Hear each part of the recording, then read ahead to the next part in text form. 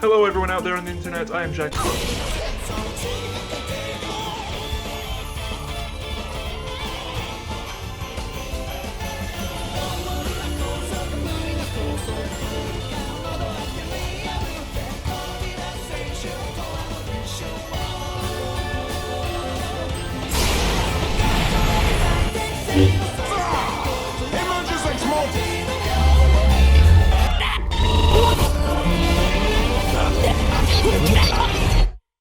Hello everyone out there on the internet, I am Jack of all trades, and in this video, as Halloween, the spooky season, draws closer and closer, 1 week to go, this time next week will be Halloween, and I'll be uploading a video to sort of celebrate that. But today, I want to talk about something different. I haven't spoken about this a lot on the channel, I might have made passing reference to it before, but I want to talk about the SCP Foundation. Basically, it's the largest collaborative writing project ever.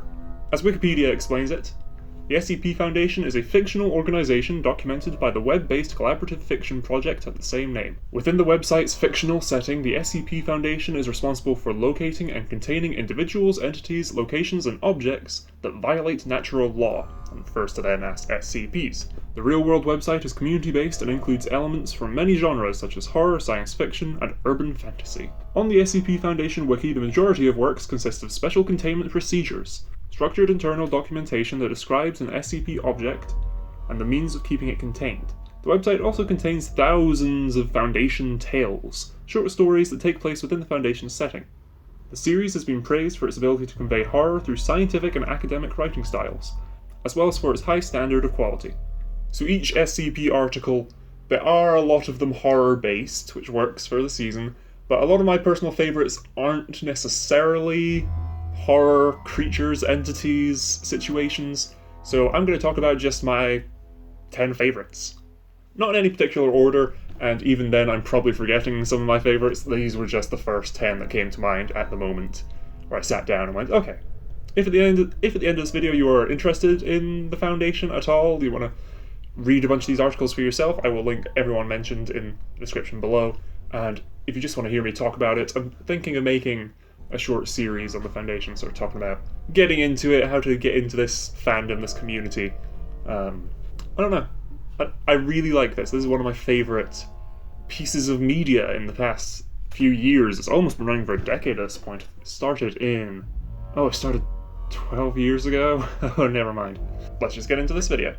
First off, honourable mention, my little brother Smallgum, who's appeared on the channel a few times, asked that I talk about one of his favourites, SCP-035. Now this is good because it means I can use this document to sort of break down and explain some things before getting into my list. So, the general format of SCP articles is they start off with the item number, in this case 035, the object class, in this case Keter, before the containment procedures, description, and then any logs and addendums after that. First off, the item number. Within the universe of this series, they are not assigned chronologically, so there's no point in reading them as such, expecting to get a timeline out of it. The item number can also tell you what series it is from. Over the past 12 years, the SCPs have been split into 6 series at the moment. We're currently Series 6 is being written, it is still ongoing. I'd love to get an article on that at some point. Series 1 is everything from 001 to 999. Series 2 is everything from 1000 to 1999. Series 3 is everything from 2000 to 2099.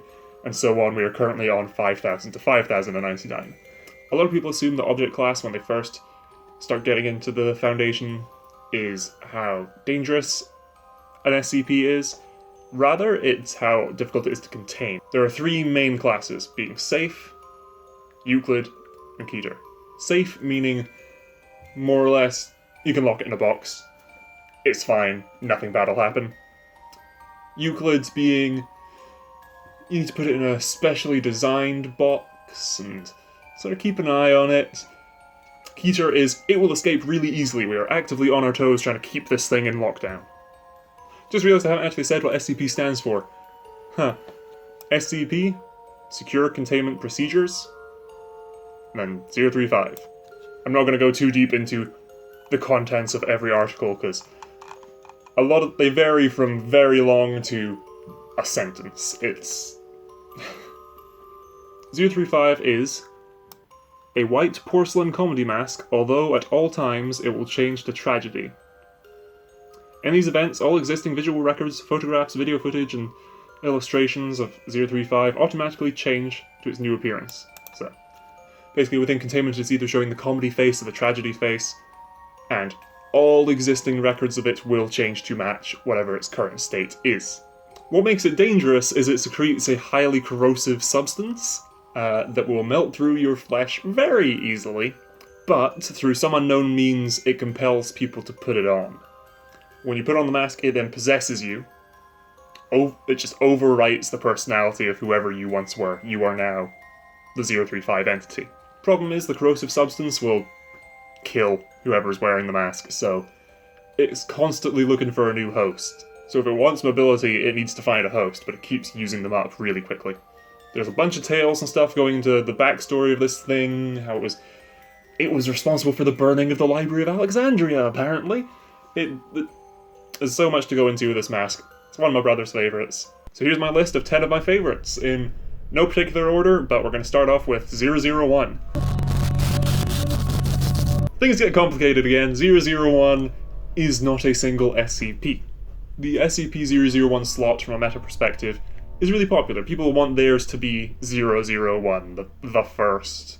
So that means there are a bunch of proposals. There's lots of people who have sent in 001 ideas. Within the universe of the Foundation, however, this means there is a list of 001s, and that's to hide which one's the real one, or maybe none of them are the real one, maybe they're all real. It's interesting. Basically, the SCP canon is whatever you want it to be, because a lot of articles contradict, or events overlap and things. So this is entirely down to interpretation. I'm just going to be stating my thoughts on all of these, my interpretations, my understanding of all these articles today. Yes, sorry, first article I'm talking about, SCP-001, specifically S. Andrew Swann's proposal, the database. Item number 001, object class Keter. Basically, this is the idea that the Foundation has realized there's something up. There's something not right here. The Foundation has no way of containing this phenomenon. That will not potentially risk a ZK-class reality failure scenario and subsequent destruction of the observable universe. That's a good start. No data regarding the nature of this is to be shared with anyone in the Foundation except the O5, the top brass, the people in charge of this massive organization. This is a fun page, because first looking through, you've got your item number, your object class, your special containment procedures. Your description has been expunged, as explained in the containment procedures, and you've got a little addendum with a bunch of things redacted, black boxes and stuff. Idea being only the O5s with the correct encryption key can open it, so you select the decryption key, and you get some more info. Basically, and this is a bad one to start with because it gets really meta, the Foundation have discovered that they are fictitious. They've learned that articles keep changing and updating despite no one doing anything, that aspects of reality will change willy-nilly, and they've got no idea what's going on. And they've come to the conclusion that their universe is subject to the whims of a bunch of horror writers writing and creating these articles. And on the one hand, that's really funny, it's a great idea. I love this article, but what I love is the conclusion of it at the end, is that the O5 have created a protocol to keep their reality safe from these horror writers, from us, from the readers, from the authors, from everyone in our level of reality, by attempting to hide a series of memetic agents throughout the Foundation wiki. And they intend to do this by inserting 3 types of memetic agents throughout the website to influence the authors, to make their universe safe. First being memetic agents inserted to promote calm and or well-being. So the authors will be working on their stuff and come across one of these memetic influences upon them and be calmed down and a bit more relaxed and hopefully not write something as terrifying and horrible. So their universe will be a bit safer than otherwise. To promote sleep, unconsciousness, or catatonia. So an author is sitting working, feels tired and goes to sleep, or falls unconscious, or into a coma, to prevent these authors from creating new cosmic horrors to release upon the Foundation's universe. And the third, to cause death. Just to kill the authors, to stop our level of reality from influencing theirs. This is a great concept, and since then, there have been some articles written to serve as mimetic kill agents and stuff. It's really fun, and it's branched out from this one article to affect some more contemporary articles. I think 4999 has a mimetic kill agent built into the story. It's a lot of fun. Next up, I want to talk about another 001 proposal, specifically SD Locke's When Day Breaks. This one is well renowned for good reason. It's formatted as a story rather than a scientific document, where you find yourself finding the access tunnel hidden within a natural cave a mile off the main road. You are reading this from the perspective of a survivor. What has happened is something anomalous has happened. The sun has turned against humanity. For whatever reason, coming in contact with direct sunlight will melt a person into an amorphous blob of flesh and limbs and whatnot. Think Stranger Things Season 3. You melt into one of them, into one of the flayed. But feel absolute euphoria in that, which is disgusting. Furthermore, these fleshy creatures, it's not just humans, it's all like animal life, everything, in these molten blobs, wants to fuse together and convert others. Think, I hate the film, but Bird Box, where people who have seen the creatures are trying to get other people to see the creatures. They're trying to get other people to outside into the sunlight. They're trying to convert all living matter on Earth, all organisms, to this state of being. Now join us, it's great, it's wonderful. And then the thing is, everything on Earth is compelled to come together once infected by this, whatever it is. And there'll just be this massive form of rotten flesh and... It's a disgusting concept. Something that has been played around with a bit on the Foundation, going into the Sarkics and Yaldabaoth, and I'm not even gonna start on that yet. But SD Locke's proposal is you are a survivor, you avoided sunlight thus far, you go into a Foundation base, and come across a log from another Foundation member whose loved one has died and been converted into the stuff, and it's them pleading for them to come outside and join the flesh.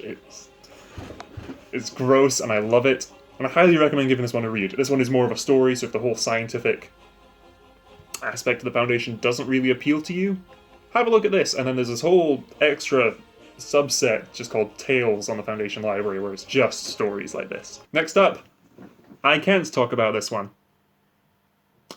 Let me explain.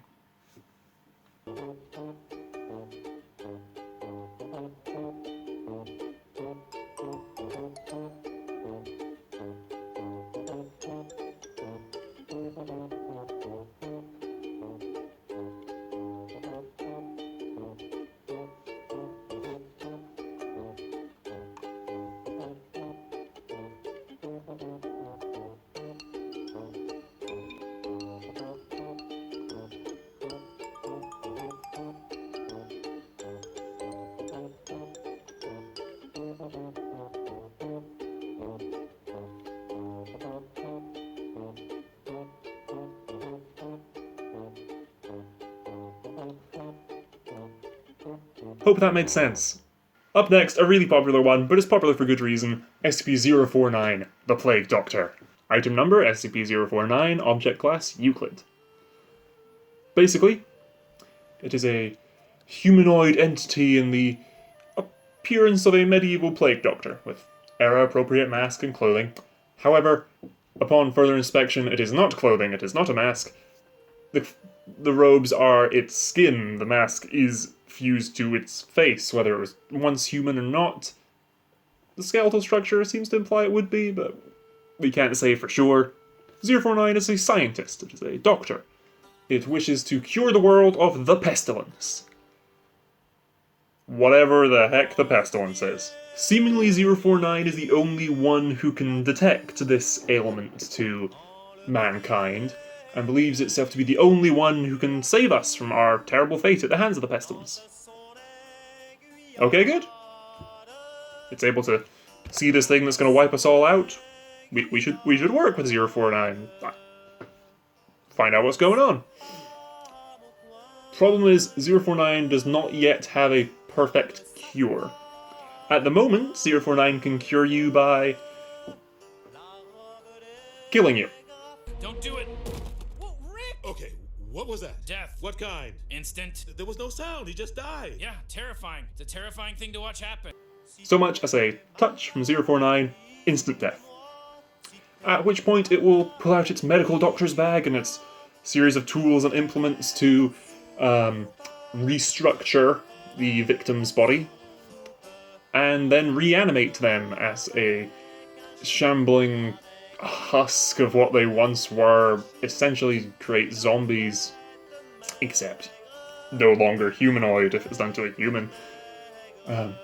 Its conclusion being, take out my notebook and take notes on this, in its attempt to find a proper cure. The story and containment logs on this one are great as well. From a meta perspective, we don't know what the pestilence is. Some people think there is no pestilence, and 049 is just insane. Some tales posit that 049 was just a human man, took up the plague doctor guise, and over the years he's just been lying, and over the years has convinced himself that what he's saying is the truth. Some tales posit that 049 was a necromancer who has lost his powers over time and gone insane. There's a lot of hazy lore to this guy, which I like. I love that various people have come up with various explanations. I personally prefer not having one. I like it being ahead. Is he crazy? Is he, honest to God, trying to save us all? It's up to you. Spinning off from 049, there's a thing on the Foundation known as the -Js. J basically standing for joke. One of note is SCP-420-J. Best weed in the world, man! But I'm going to briefly touch on another one of my favourites, SCP-049-J. The -Js are jokes on the Foundation, on like a meta level or within the Foundation. They're a lot of fun. So the -J article for 049. So just reading this article, item number 049-J. Level 3 Confidential Containment Class Euclid. Disruption Class Vlam. Risk Class Caution. Okay. Special Containment Procedures 049-J is contained at Site 19, Site 101, Site 17, Site 81, Site 13. All of which have been scored out. Special Restricted High Security Top Secret MK Ultra Area Landmass. There's a lot of brouhaha and just utter nonsense in this article. But basically, the entity itself, 049-J, is a humanoid entity wearing a period-appropriate garb of a medieval plague doctor. Further analysis of 049-J has revealed that under its robes, it is entirely composed of mostly moss, wads of tissues, and other smaller plague doctor masks. 049-J is making fun of 049. It's brilliant. The majority of the article is an interview log, and it is one of the funniest things I've ever read. It's brilliant. Basically, I'm going to link TheVolgun's video on this in the corner, where he narrates and reads this story, because the voices he does for it are brilliant. Please, if you've got a few minutes to spare, go check out his video. It's so stupid, I love it. I'm just going to play a quick clip from TheVolgun's video. Oh, yes. This will do the trick. That's a shoe. Yes, That will heal this person. it is secure. All right. Go ahead. Whoa! What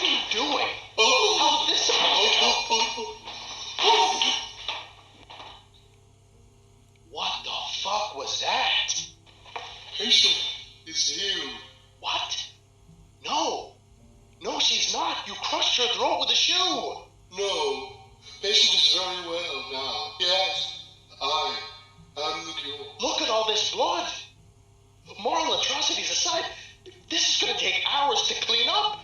Speaking of plague doctors, Bob? Thanks for making a video last week for me. I like your new hat. He scares me. Next up, getting a bit more into the horror side of things again, with SCP-231, one of the early SCPs. Specifically 231-7. This article is dark, and I'm not going to talk too much on it, because it's very depressing. Basically, SCP-231-7 is the 7th of a series of young girls who the Foundation found upon a raid of a cult, all of which were pregnant. Each one gave birth to a horrific monstrosity and died. Only one left is -7, the 7th. The Foundation believes that the creature inside her will be horrific, world-ending, as each one of the previous ones got more and more terrifying. So, in an attempt to prevent her giving birth, they have Procedure 110 Montauk, which is something. It is heavily redacted. We don't know what it is. And that's for good reason. I don't really want to know.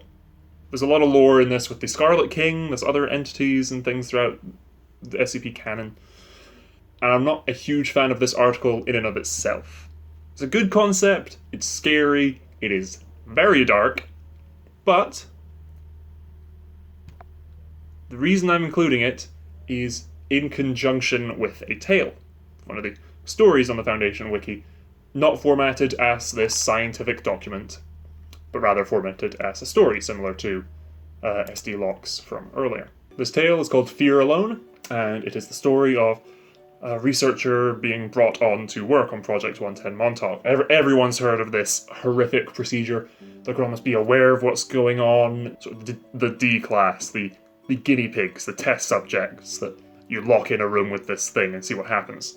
Basically, they take one of those people who do not have a history of violence so that they will not kill the girl while doing this procedure to do this procedure. It has to be done frequently, the girl has to be aware of everything that's going on. It's very dark.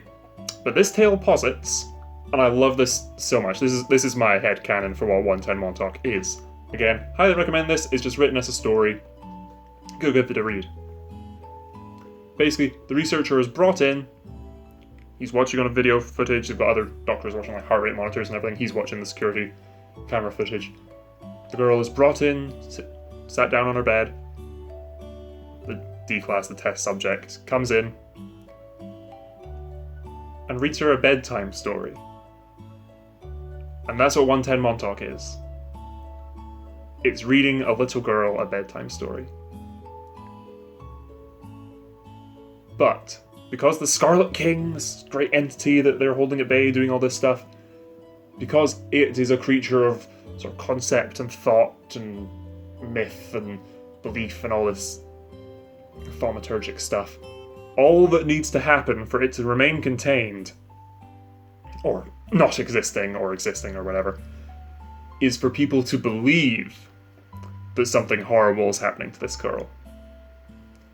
So the main article says all this stuff is happening, and is redacted to leave it to people's horrible imaginations, keeping the king at bay. But in reality, because all that needs to happen is for people to believe that. So this girl is just, she's sitting hugging her bunny rabbit stuffed toy, while a guy comes in and reads her a bedtime story. I love that. That's so, I love that so much. Next up, this is high up there. This is probably top 3 or something of the entire Foundation for me. SCP-2295. SCP-2295, I think is the first safe object I'm talking about on this list, so you can just lock it in a box. It's fine, it's not going to do anything. It's a stuffed teddy bear. checking the fabric and everything. It's all just regular materials, nothing bizarre. However, when 2295 comes in close proximity to someone who has sustained trauma to an organ, the bear will animate and come to life. Look around for materials to use, and if nothing, it will use parts of itself, and begin making a replica of the damaged organ. Test logs, where, for example, subject was D2353, 35-year-old, diagnosis, lungs heavily damaged as a result of 25 years of smoking. Notes: 2295 creates 2295-1, just the term used for the replica organs, using one black textile swatch, one red textile swatch, creates a new pair of lungs. It just sits there and sews this together, or crochets, or does whatever, and makes a plush, makes a stuffed version of the organs. Then the person with the damaged organs passes out, and the stuffed replicas disappear. Sometime later, the person will wake up, and upon x-rays and everything, find that the plush replicas are inside them. So this guy is walking around with lungs made of felt. Someone who got a heart replacement, and the heart is crocheted, it's full of holes and everything, inside their body. However, again, it's a teddy bear that comes to life. That in and of itself is anomalous. The big anomalous thing with this is it functions as a fully healthy version of the organ needed. There's someone who's got burns all over their body, it just sews together a big quilt, and they suddenly have, their skin is replaced by that. But it's perfectly healthy, they still have the sensation of touch and everything. This is just a bear that wants to help people. But the document ends off with the recovery document. There was a crashed mail delivery van, and they found 2295 in it. They found a teddy bear with a note, a little card, a little get well card attached to it that says, "To Tommy, because only time can mend all wounds, love, Granny." So it's a little plush bear that someone's grandma sent to this child with a get well card. And the bear is anomalously able to save lives, but it never made it to Tommy, which is sad.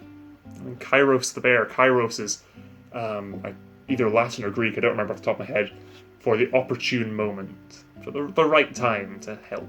Up next, another -J, SCP-649-2568-J. This is so stupid, and that's why I love it. Okay? It's a joke. This entire article is literally a joke. So I'm just gonna sort of summarize it. Skip ahead if you don't want to know the punchline and you want to read it for yourself. Special containment. It is to be kept in a standard animal containment unit. Under no circumstances is it to be allowed to discuss geological or geographic details. Okay, interesting. Interviews are to be held daily with a focus on talking about future escape attempts. Description: it's a yellow anaconda. The entity looks like a yellow anaconda. However, it can talk. It speaks English.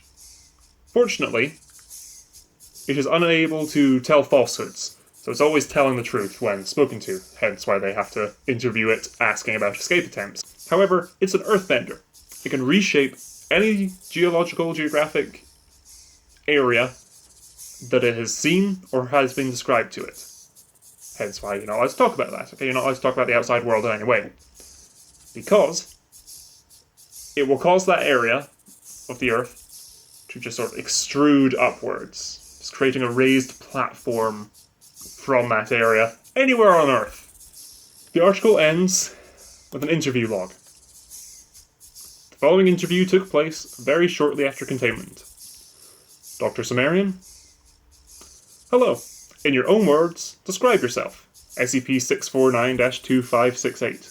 Well, I like big buttes and I cannot lie.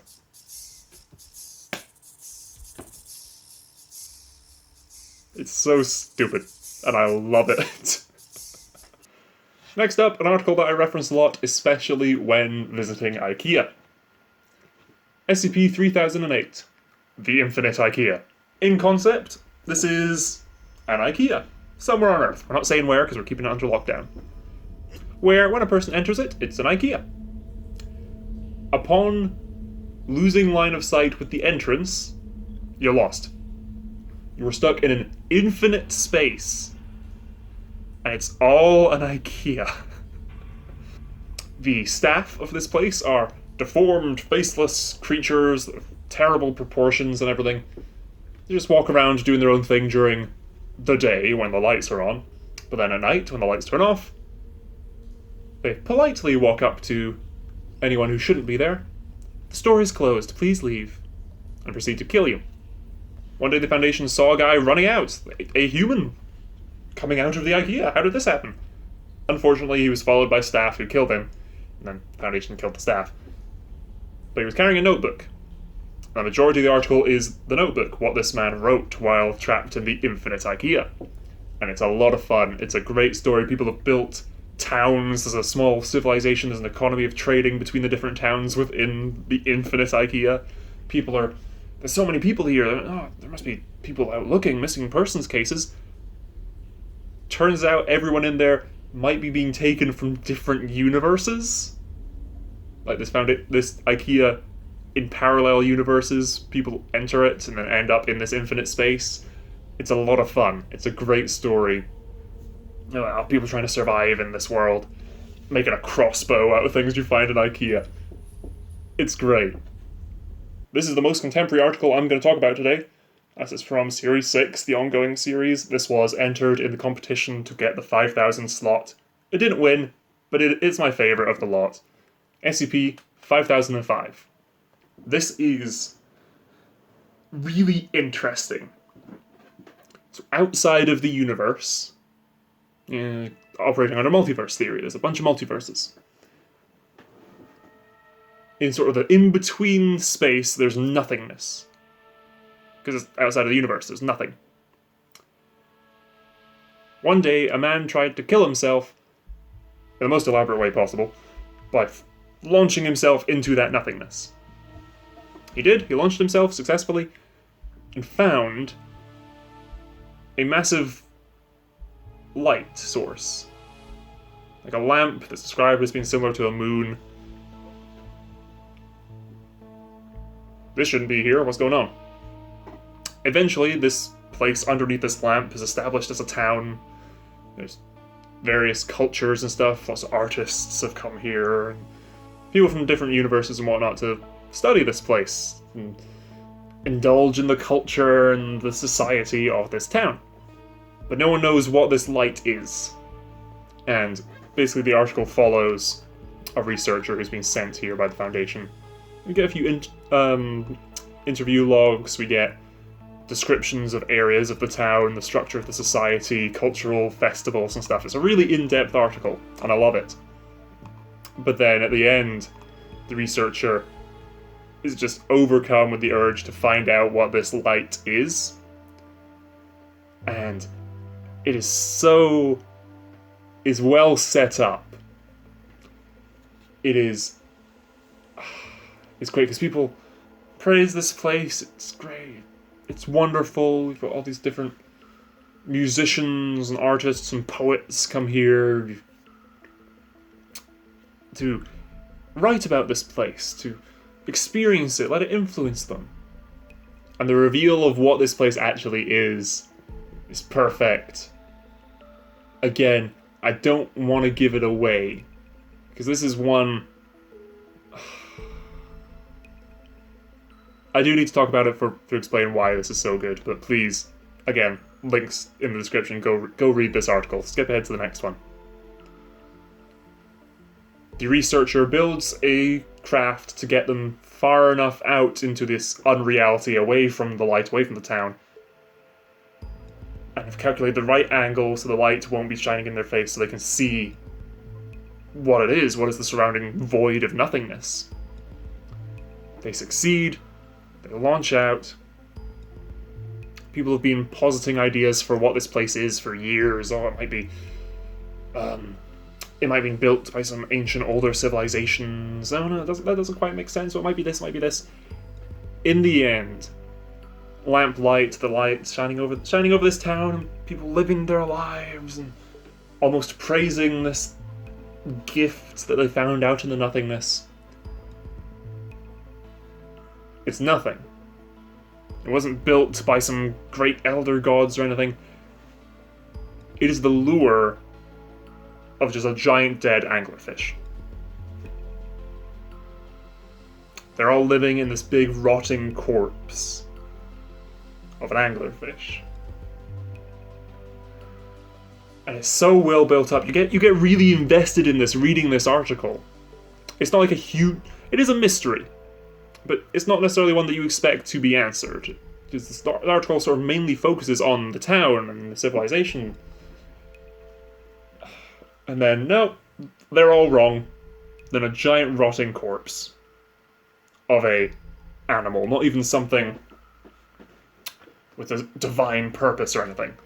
It's great. It's well set up, and they mention earlier in the article that people have posited ideas, one of which is an anglerfish, and then you get the payoff at the end. It is an anglerfish.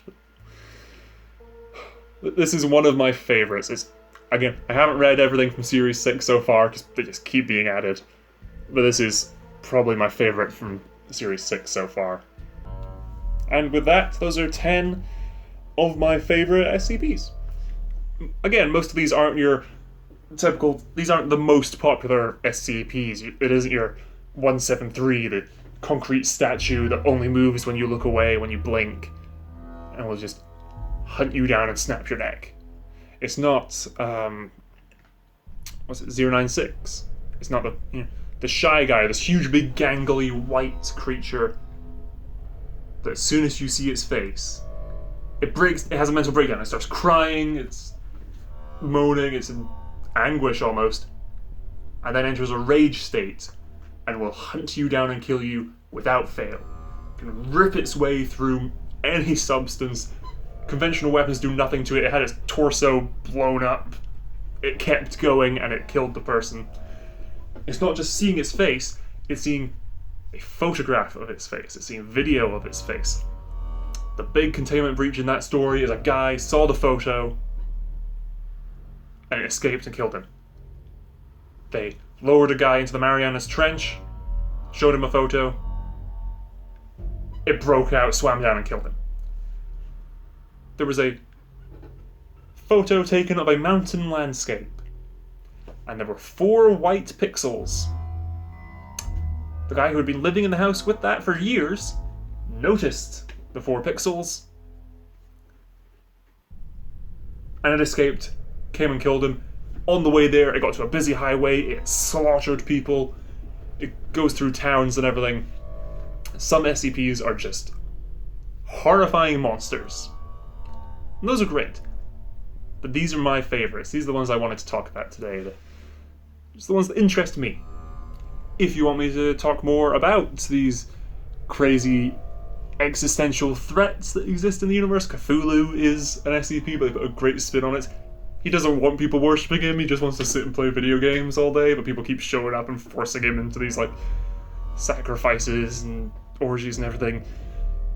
The SCP Foundation is great.